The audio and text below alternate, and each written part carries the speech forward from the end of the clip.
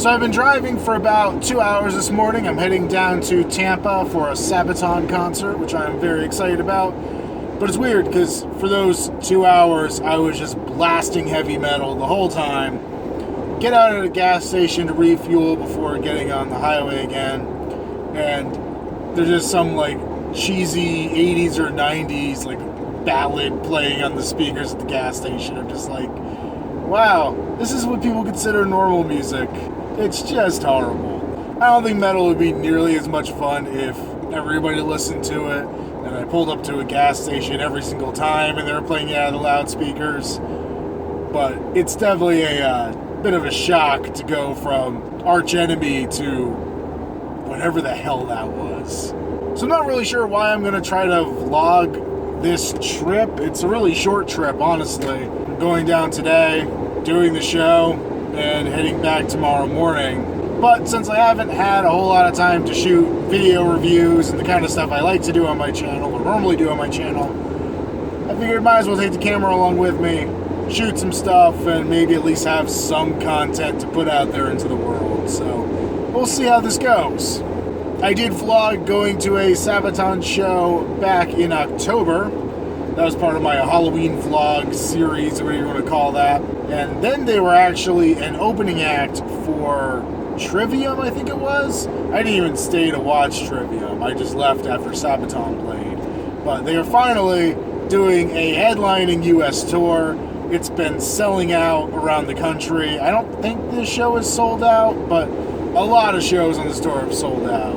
I saw Primal Fear back at this venue, the Orpheum in Tampa, about a year ago, and it's not a very big venue. I mean, it's not like a tiny little cramped thing, but it's not the size of like a House of Blues or Hard Rock Live or something like that, and I know that probably means nothing to people who haven't been to those kind of venues.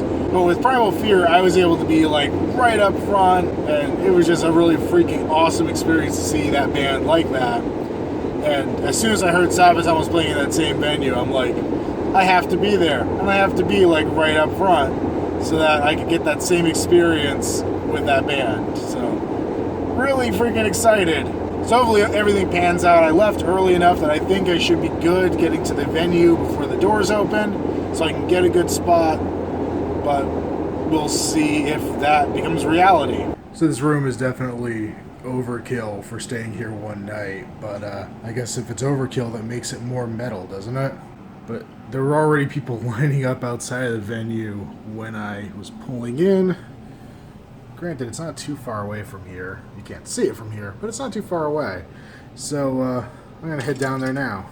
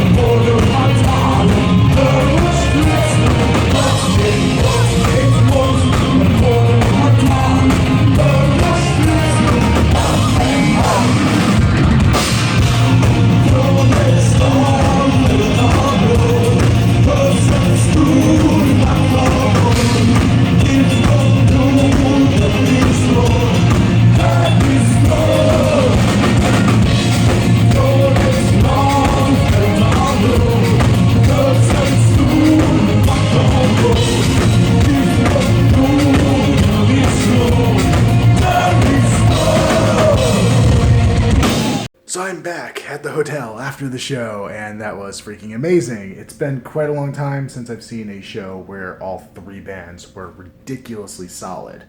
Sabaton, of course, amazing, because they always are, because that's just the way things work. But Leaves Eyes and Battle Beast really surprised me. Leaves Eyes I saw about 10 years ago, opening for Blind Guardian. I don't know what the deal was, but I thought they were really bad then. But they put on a great show tonight. They got the audience really into it. Somebody did tell me in the line for merch afterwards that they got a new singer, so that could very easily make all the difference in the world. But Battle Beast was a lot of fun. They were a little poppier than I'm kind of was expecting, I guess, but they had some really solid tracks, and I thought they were just a blast to watch. And Sabaton was super solid as always. The crowd felt like it was going nuts. It felt like I wanted it to feel for a Sabaton show, so I couldn't have been happier. They played some more, I guess, obscure stuff. They played Union off of Art of War, which is one of my favorite songs by them, and that was not one I was expecting at all. And they played Swedish Pagans, as always, doing their whole, like, oh, we're not going to play that song, and then playing the song, because we were all singing the chanty part to it. But somebody showed me the set list afterwards, and actually was not on the set list, so that was kind of surprising. They also gave us a choice. I forget what the other song was, but it's between another song off of, I think it was Corollas Rex and Got Mit Uns. And people picked that one, and then they're like, oh, do you want to hear it in Swedish or English? And to my surprise, everybody seemed to agree on Swedish. So that was a song that I didn't quite understand. But I know the English lyrics, so who really cares? It was exactly the show that I would have wanted it to be. It was fantastic. My only gripe was I didn't know that the VIP tickets were past the line tickets, or else I probably would have done that. Because it was a meet and greet with the band, which I was kind of considering, and then it was like, oh, well, you get in early, and I don't think that was actually written on the website or anything. And it's a whole, like, buy it from the venue, it's not even an option, but you buy it from Enter the Vault, and it is. It's kind of confusing, and I'm not really a big fan of that stuff. But I would have been, like, 10th person in if they hadn't let the VIPs in, because I was sitting out there for, like, hours and hours and 90-degree sun, and that kind of sucked. I feel like one side of my face is going to be sunburnt tomorrow, which is not fun at all. But I guess worth it. We'll see by tomorrow if it is. And then here's the merch I picked up. I got, of course, one of the two tour shirts. I like this one better. The other one was very more American-centric, which was cool looking, and I mean, I did consider it, but this one just had a great mix of the different types of warriors that are mentioned in the new album, so I thought it was a really neat tour shirt. And on the back, as you'd expect, we have the tour dates, like the Sabaton S there at the top. So that's pretty cool. And we are this show right here. So there's only 2 more to go on this leg of the tour, so very exciting. And then I have the new album on vinyl, but I didn't have Heroes, so I definitely want to pick that up. I love that album. And then I went over to the Battle Beast and Leaves Eyes merch table, and I was going to get a CD of each to listen to on my way home, but Battle Beast had this signed vinyl. I think it's a clear vinyl too, and I figured why not. I have some signed vinyl at home, and even though I'm very new to the band, there wasn't much difference between getting it signed and getting it unsigned, so might as well get the fancier version. And I wonder what's on this one, because I don't know any of their songs really, but I know what some of the stuff they played. I know King for a Day got played. I'm not sure what... Oh, Bastard Sons of Odin. That was one I really liked, so I'm glad I got this, actually. That's kind of perfect. So, I will check this out. They were a lot of fun. So, now I'm just going to relax, maybe watch some TV, which is unusual for me because I don't have cable at home, and eat what some drunk chick told me was the best pizza in all of Ybor, so we'll find out if that's true.